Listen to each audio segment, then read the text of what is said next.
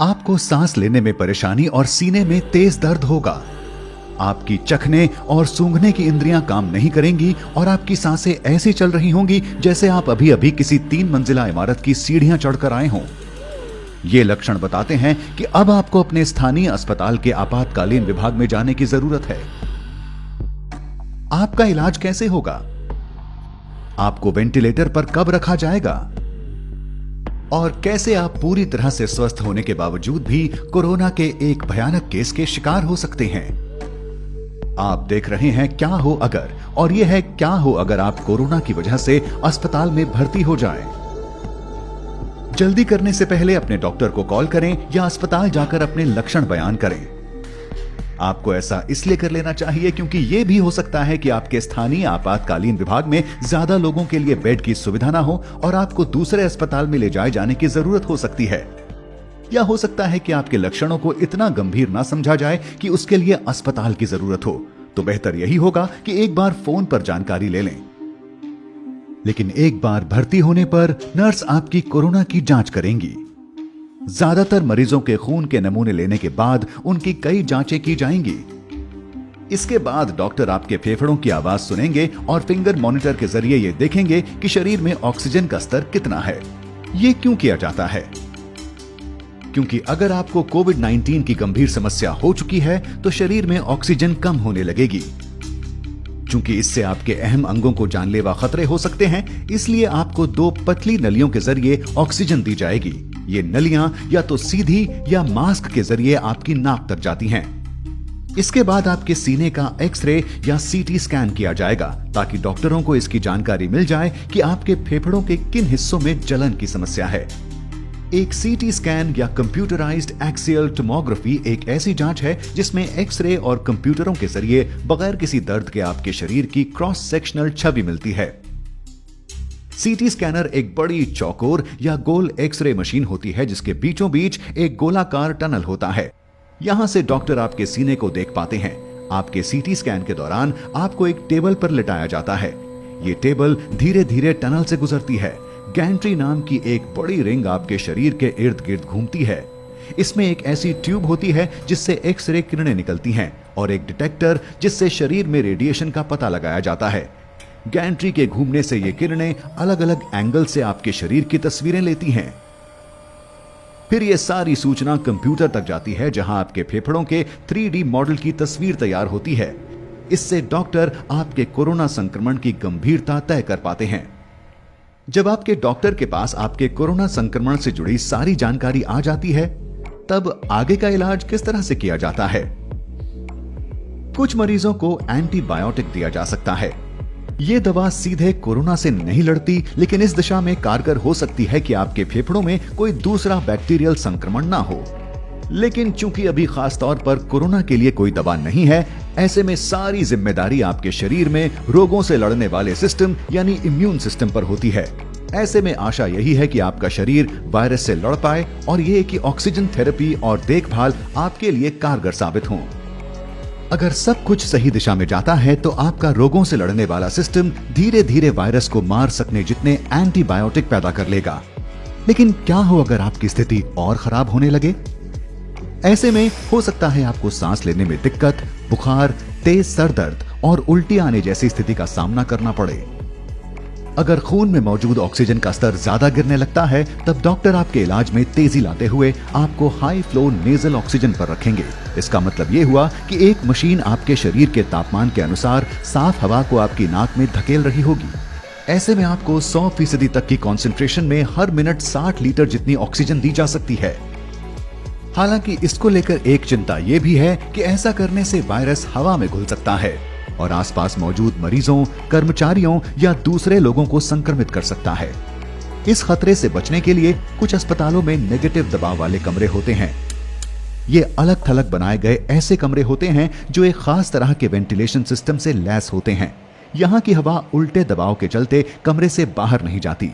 इस हवा को यहाँ से एक फिल्टर सिस्टम के जरिए बाहर कर दिया जाता है। अफसोस इस बात का है कि हर अस्पताल में ऐसे कमरों की सुविधा नहीं होती। अगर हाई फ्लो नेजल ऑक्सीजन का तरीका काम नहीं करता, तब डॉक्टर आपकी जान बचाने की आखिरी कोशिश करते हुए आपको मैकेनिकल वेंटिलेशन पर रखेंगे। आपको आईवी के जरिए दवाइयां दी जाएंगी। मैकेनिकल वेंटिलेशन का पहला चरण एंडोट्रैकियल इंट्यूबेशन होता है। आपके सोने के बाद आपके डॉक्टर लैरिंगोस्कोप नाम के एक उपकरण का इस्तेमाल करेंगे। ये उपकरण एंडोट्रैकियल ट्यूब को उसकी सही जगह तक पहुंचाता है। डॉक्टर आपके सर को पीछे की ओर झुकाएंगे और लैरिंगोस्कोप को आपके मुंह के जरिए गले तक पहुंचाएंगे। यहां इस बात का खास ध्यान रखा जाता है कि ये आपके दांतों के संपर्क में ना आए। आपके डॉक्टर इसके बाद धीरे धीरे आपके एपिग्लॉटिस को उठाएंगे। ये आपके लैरिंग्स की रक्षा करने वाला हिस्सा होता है।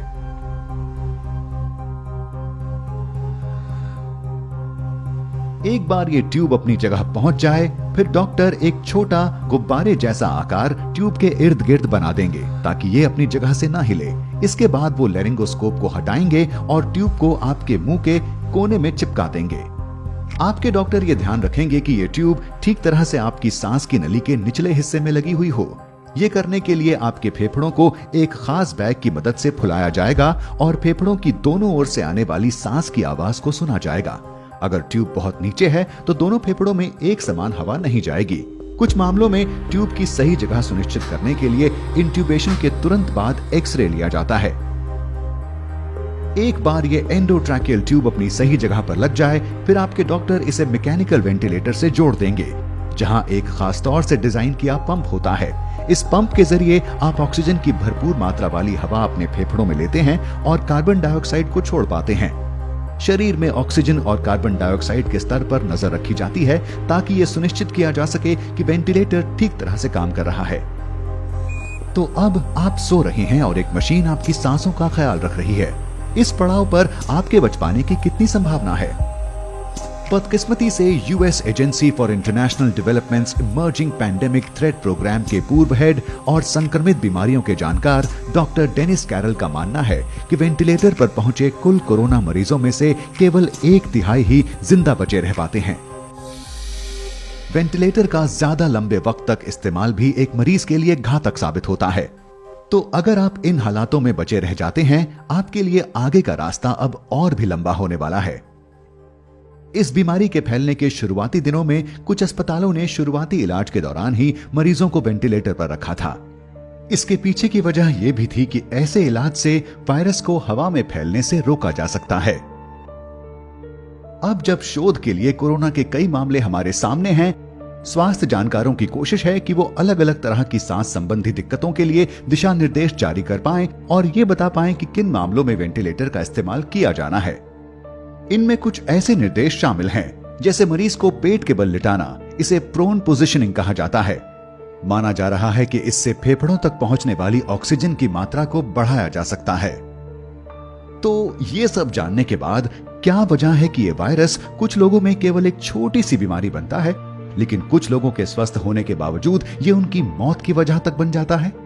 ऐसे मामलों के लिए यह कहा जा सकता है कि बड़ा नुकसान रोगों से लड़ने वाले सिस्टम के कमजोर होने से होता है, न कि खुद वायरस से।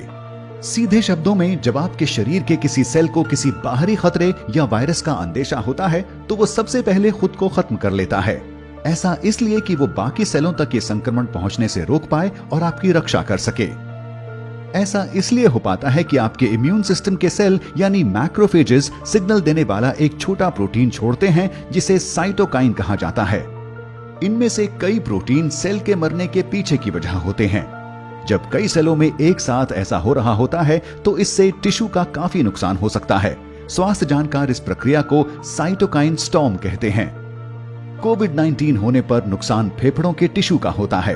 इससे फेफड़ों की छोटी थैलियों की दीवारें एक तरह का तरल छोड़ने लगती हैं, जिससे निमोनिया होता है और खून में ऑक्सीजन की कमी होने लगती है। आपके ज्यादातर सेल साइटोकाइन के बेरोक स्तर के चलते दम तोड़ने लगते हैं। ये आपके फेफड़ों का तब तक नुकसान करता है जब तक वो ऐसी स्थिति में ना पहुंच जाएं जहां से सुधार मुश्किल है। आपका शरीर अब खुद का ही नुकसान कर रहा होगा। साइटोकाइन स्टॉर्म कोरोना के गंभीर मामलों के मरीजों में एक आम बात हो चुके हैं और कई मामलों में लोगों की मौत के पीछे की वजह भी यही है। आप में ये साइटोकाइन स्टॉर्म होगा या नहीं, ये काफी हद तक आपके जीन्स पर भी निर्भर होता है। H1N1 फ्लू वायरस के मरीजों में ये पाया गया है कि जिनमें ये साइटोकाइन स्टॉर्म आया वो काफी हद तक जेनेटिक कारणों से था। अब ये काफी हद तक संभव है कि बढ़ती उम्र के साथ ये जेनेटिक इम्यून विकार आप में भी विकसित हो जाएं। लेकिन ऐसी भी संभावना है कि आपके जीन्स में पहले से ही कुछ ऐसा हो जिससे आप कोरोना वायरस से संक्रमित होकर तुरंत साइटोकाइन स्टॉर्म की समस्या से घिर जाएं। यहाँ ये समझना जरूरी है कि साइटोकाइन स्टॉर्म की पूरी तस्वीर अभी हमारे सामने नहीं है और स्वास्थ्य समुदाय को इस बीमारी के सारे पड़ावों को समझने में अभी लंबा वक्त लगेगा। कई जानकारियों की दूसरे संस्थानों के जरिए पुष्टि होना अभी बाकी है। लेकिन अच्छी बात यह है कि दूसरी बीमारियों में काम आने वाले ऐसे तरीकों पर शोध जारी है जो साइटोकाइन स्टॉर्म को रोक सकें और कोरोना से लड़ सकें। साथ ही नए तरीकों की खोज की दिशा में भी लगातार काम किया जा रहा है। मौजूदा वक्त में ऐसी सैकड़ों दवाइयों पर खोज जारी है जो कोरोना से लड़ाई में काम आ सकती हैं। तो अगर आप इतने खुशकिस्मत हैं कि इस सब के बाद भी बचे रह सकें, तब आपको वेंटिलेटर से छुट्टी मिल सकती है। आपको शायद बहुत ज्यादा थकान महसूस हो, लेकिन अब आपको अस्पताल के आम वार्ड में रखा जाएगा। आप इस जगह तब तक रहेंगे जब तक आपके शरीर की ऑक्सीजन सुरक्षित लेवल तक नहीं आ जाती। इसके बाद आपको अस्पताल से छुट्टी मिल सकती है। आप घर जा सकते हैं और अपने परिवार और दोस्तों के बीच वापसी कर सकते हैं। मैं आशा करता हूं कि कोरोना की वजह से अस्पताल जाने पर आप ये समझ चुके होंगे कि क्यों हमें सावधान रहने की जरूरत है। कोरोना न केवल लोगों के स्वास्थ्य पर असर डाल रहा है, बल्कि ये हमारे जीवन के हर पहलू पर भारी पड़ रहा है। ऐसे में अगर अर्थव्यवस्था पूरी तरह से डगमगा जाती है, तब आप क्या करेंगे? जानने के लिए बने रहें क्या हो अगर के साथ।